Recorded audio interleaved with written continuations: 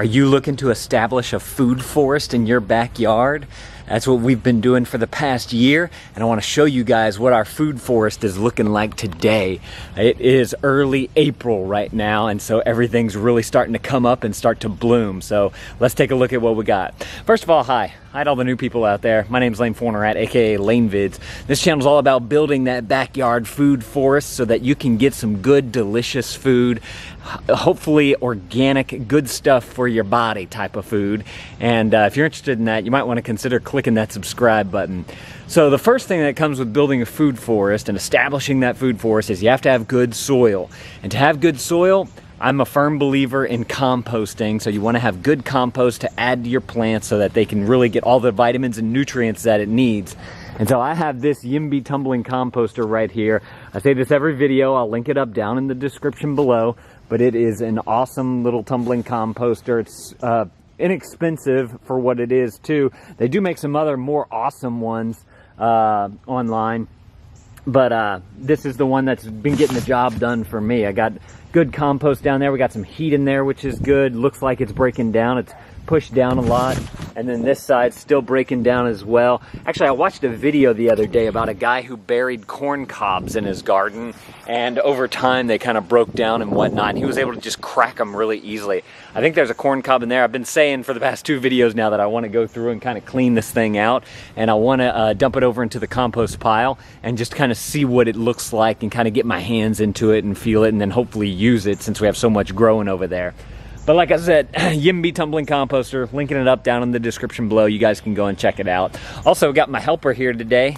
Can you say hi? Say hey gardeners. This is Beckett, our son. I got a comment actually recently, old viewer saying that I didn't know you had another baby. Yep, got a new baby. If you haven't seen his birth vlog, it's up on the Travel Vlog family. That's our other channel. I'll link it up in the cards at the end of the video. The compost pile right here is looking good. Got a lot of good growth growing right here. I believe these are potatoes. Oh, I noticed the squash right here. Look at this. We got some flowering action right there. We got some more going on right there. So super excited about all that. And then even over here, on these right here, we got even more little buds starting to come up right there on all of those stems. So very excited about all that, and still kind of curious to see what happens with this plant right here. I think it's an avocado, but I'm not 100% sure. It's the closest one that we've had that's actually getting some sun, because usually they're in the back for whatever reason. So I'm curious to see how that thing performs this year. One thing that I forgot to show y'all in the last video is our grapevine. And the grapevine, we planted it late last year, kind of late last year, and we didn't expect much from it. But man, it's already starting to grow. Check this out. We've got, so it was just, if y'all remember from previous videos, just basically a couple of sticks sticking out of here because it went dormant. And then now all of this has grown. It's connecting to the fence. It's growing up. And hopefully we get some grapes this year. We had a little tiny bit last year, but I think the squirrels got to them. But this is great to see. I love seeing this new growth, all these new feelers coming out. The leaves are looking nice and big. So that is extremely exciting. What is this? These look like little tiny pea plants. What in the world? Where did that come from? I have no clue. Look at this. Out of nowhere. That's the beauty of a food forest, is that you could have something that dropped on the ground and just shows up later on in the years because it just sat there dormant, and it's like a nice little surprise for you. I love it. Let's see, we have the orange tree right here. Guys, look, these are getting quite large. Largest I've seen. Those little oranges right there, they look like they're growing, which is very exciting.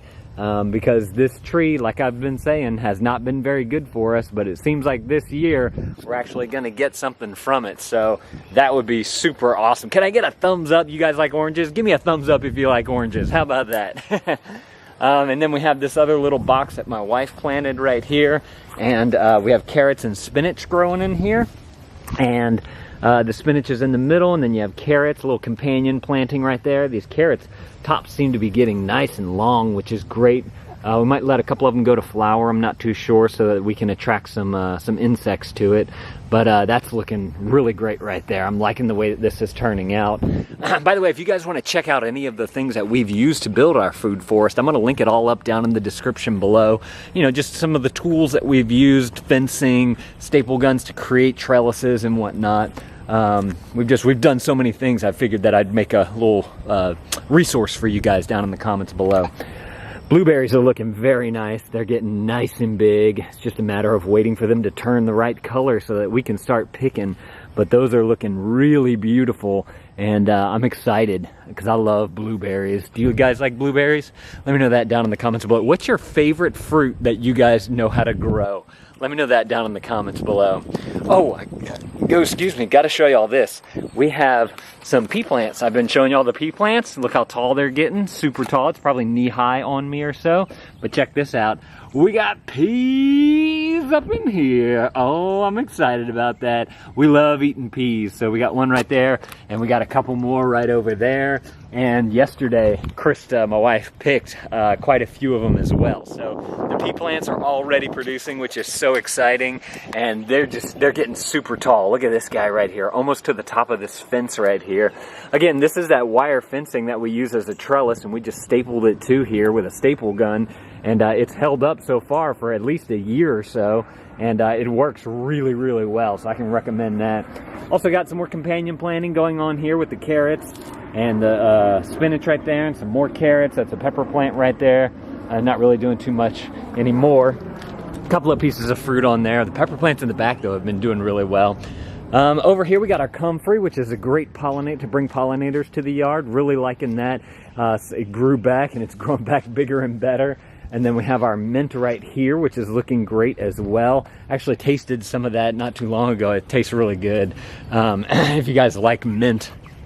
I've still been researching a little bit more about turning the grass, spreading out clover seed, because clover attracts pollinators, which is something that's great for your garden. But also, there's a lot less maintenance whenever you have clover as opposed to grass. So I've really been thinking about doing that. I definitely need to mow the lawn. I've been kind of getting a little backed up there. Let's see, around back here, we still got all the things going on here. All these beautiful plants growing up. Look, that tomato over there, that is looking super nice. So I'm excited to see that. And then, like I was saying, we got the pepper plants. We had a ton of rain recently. I don't know if that's what brought all these peppers, but look at all those peppers. Those are insane. There's so many peppers. There's good, I don't know, 30 to 40 peppers between these two plants right here. So I just thought that that was crazy.